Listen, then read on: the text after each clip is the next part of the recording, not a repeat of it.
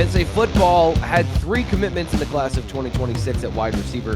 Jaquaden Guilford decided to back out of his commitment, take a expanded view of his recruiting, allow some of the other schools that have been interested in him after his commitment to have their chance. And now Penn State has found a new receiver for the class of 2026. It's not Jaquaden Guilford, though. So Fitz, here now, who is it? You're leading the witnesses there with that Guilford talk, but Davion Brown, Fat Rat, he goes by.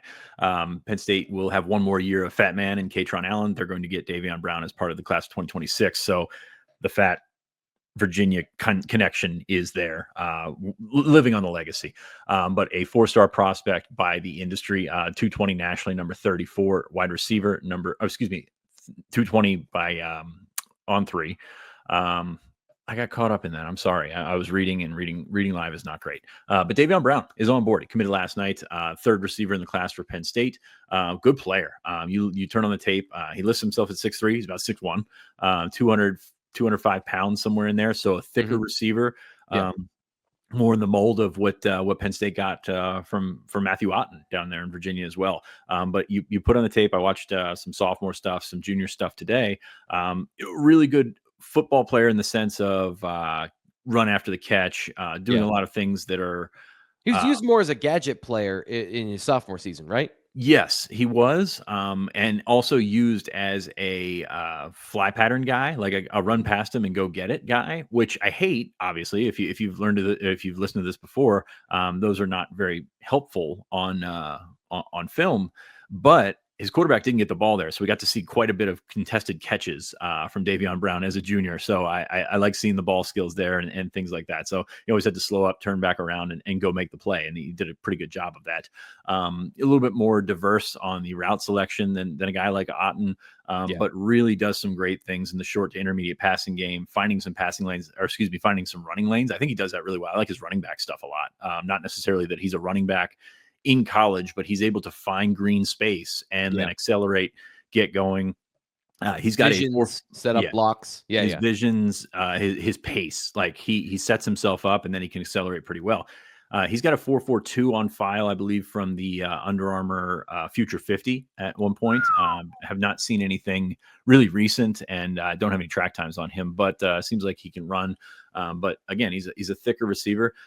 If we're drawing comparisons right now, and T. Frank, you were probably going to set me up for this later, but there's a lot of Kobe Howard here in terms of making things happen across the middle, and then eating up yards after catch. And we didn't get to see much of Howard as a senior because of the injury that cost him a lot of the year at Chaminade Madonna. But that was really the specialty, and what Penn State thought they were lacking in this room is guys that can make plays after the catch. And Brown kind of fits that mold. He's a guy that I think just does a little bit of everything. I'm very curious to see where he tests out after. I think that Future 50 was a year ago. So where he's at with the weight that he's added, with the size that he's added, he's also plays safety. He plays a little bit everywhere on that field. But good football player. And this is one that Penn State had been looking at in that group of Virginia wide receivers that became so famous. Travis Johnson's still on the board as well. Connor Salmon has since committed to Clemson. But Penn State got one of the Virginia 3. And for a while, it looked like that may not be the case. Davion Brown had Duke high on his list. He had Georgia high on his list. Georgia got another guy yesterday, so I'm not sure if that pushed him out of their plans or anything like that, but he did have an official visit set up to Georgia. Also had an official visit set up to Penn State for the summer. When we talked a little bit last week in the S-Zone about where Penn State was going to go at receiver, it seemed kind of wide open, because you look at Messiah Hampton. You don't feel very good about Messiah Hampton if you're Penn State anymore. There was a time when they thought that maybe he was an early commit. Did not happen. He's probably going to go to Oregon.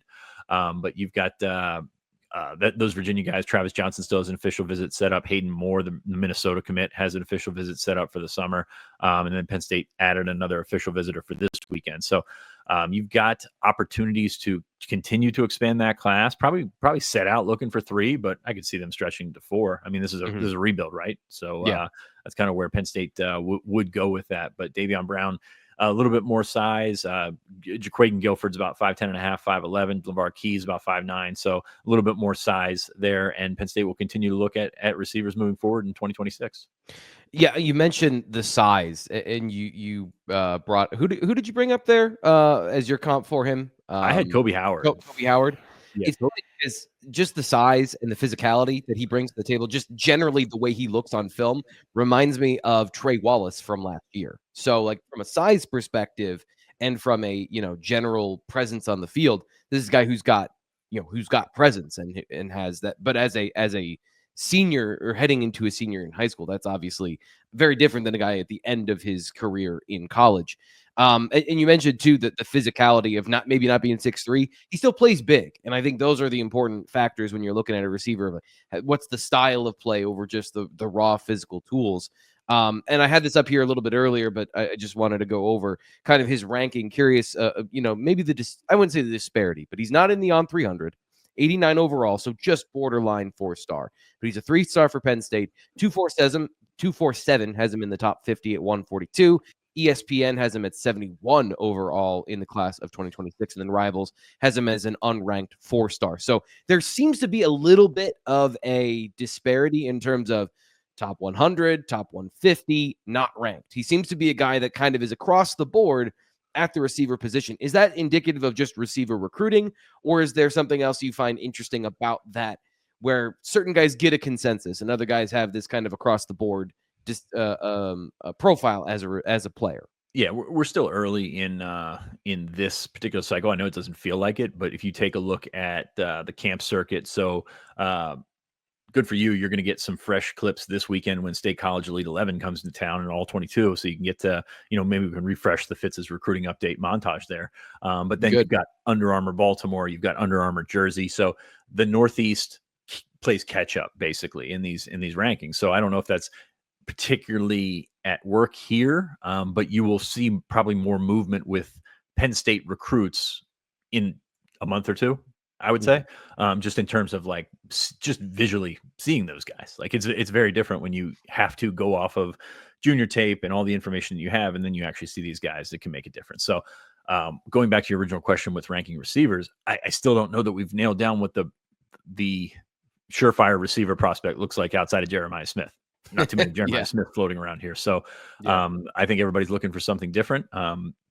Some people look for the tall guys, and we've had this conversation before on the show. The tall guys pan out less than the short guys. And does that necessarily mean that they won't hit tall guys? Yeah, they'll absolutely hit on tall guys. It's such a crapshoot right now.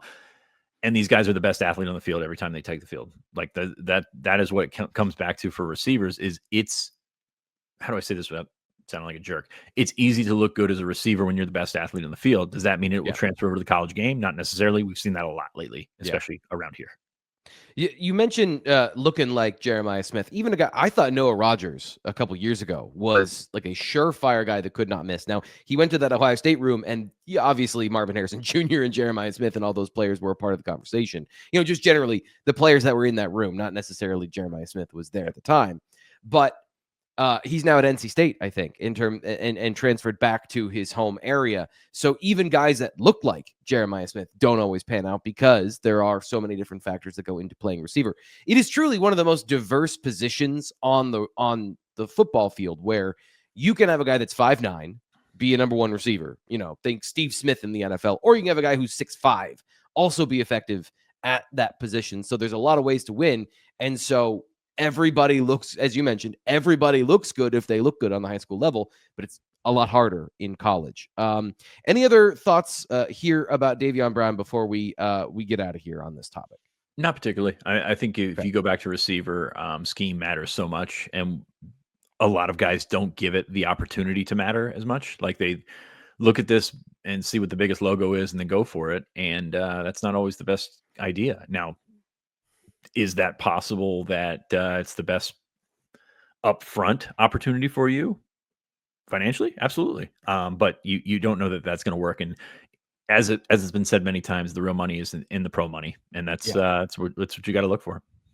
So we'll have more as Penn State heads into official visit weekend. Obviously, this is earlier before then. If you're watching this later, then Penn State has an official visit weekend, the weekend of the 16th. But make sure you subscribe here to the Blue White Illustrated YouTube channel because there's going to be more news this summer. Penn State's not done adding recruits, so subscribe here. And of course, BlueWhiteIllustrated.com is the place to subscribe if you want to get the information on recruiting, the intel, the full fire hose of Ryan Snyder and Nate and Sean Fitz's information here from BlueWhiteIllustrated.com.